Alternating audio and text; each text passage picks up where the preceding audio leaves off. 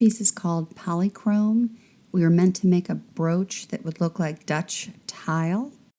And I started with this gooseneck gourd that I had at Thanksgiving. I cut a piece out with a knife, real sharp knife, because it is pretty hard when it dries. And then I glued a pattern that I wanted to follow and cut out. And I used a jeweler's saw and this little bench that keeps it away from your counter. If you want more information regarding this particular tool, go to the Botanical Arts video and you can watch it with more detail.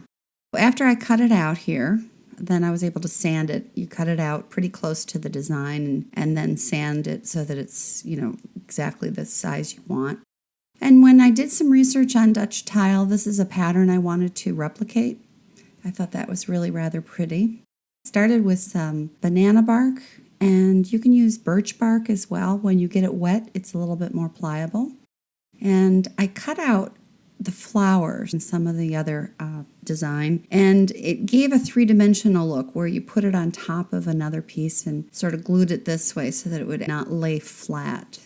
So one of the things you can do for your design is take raffia and use glue with some warm water, and you twist it with a little tiny drill here, and it makes these little pliable pieces of raffia. So in the design right here, this is where I used the raffia after it's been twisted. This flower in this lower piece was the banana bark. And here I just used leucodendron leaves that I had dried. You can cut your leaves to create a shape that you want if it's too large for your piece, and shape it as I did in the end at the bottom there. And then finally, these little accent pieces are chia seeds. I liked them because they're a little oval. I didn't want round in the shape. I looked at this piece of tile work and realized what I wanted to see come through. It's this color. See this yellowish gold color. So I painted the base color that same color.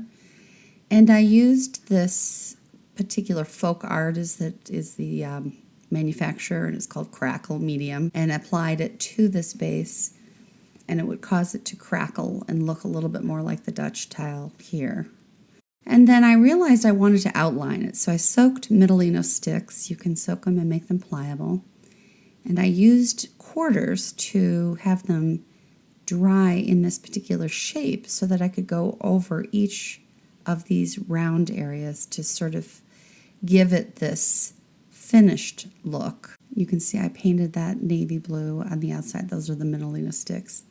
And you can see the crackle there.